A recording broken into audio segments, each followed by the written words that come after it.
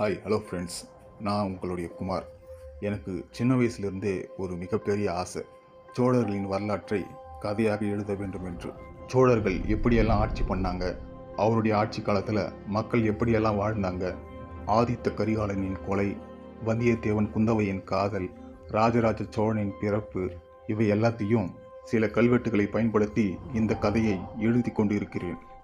கிட்டத்தட்ட 2 பாகங்களாக 42 அத்தியாயங்களை இதுவரை எழுதியிருக்கிறேன். மேலும் அத்தியாயங்களை எழுதி கொண்டிருக்கிறேன்.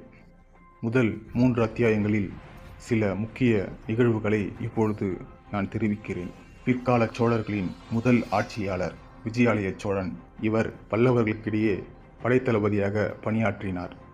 விஜயாலய சோழன் தன் மனதில் சோழ சாம்ராஜ்யத்தை எப்படியாவது உயர்த்த வேண்டும் என்று ஆசைப்பட்டு கொண்டிருந்தார். இதை பலமுறை அவரது மகன் முதலாம் ஆதித்தனிடம் தெரிவித்திருக்கிறார். அதற்கான ஒரு வாய்ப்பும் கிடைத்தது. பல்லவர்களுக்கும் பாண்டியர்களுக்கும் இடையே போர் நடைபெற்றது. இப்போரில் முதலாம் ஆதித்தன் கலந்து கொண்டார். பாண்டியர்களுக்கிடையே போரிட்டு பல்லவர்களுக்கு வெற்றி வாகையை சூடித்தந்தார். இதன் மூலமாக முதலாம் ஆதித்தனுக்கு உறையூர் என்ற பகுதி சிற்றரசராக வைத்துக் கொள்ளும்படி பல்லவர்கள் அளித்தார்கள். மேலும் உறையூர் என்ற பகுதியை தலைமையிடமாக கொண்டு முதலாம் ஆதித்தன் சிற்றரசராக ஆட்சி புரிந்தார். மேலும் முதலாம் ஆதித்தன் மாபெரும் படைகளை உருவாக்கி பல்லவர்களின் மேல் போர் தொடுத்தார். இந்த போரில் சோழர்கள் வெற்றி பெற்றார்கள். பல்லவர்களின் ஆட்சி காலத்திற்கு முற்றுப்புள்ளியை வைத்தார்கள்.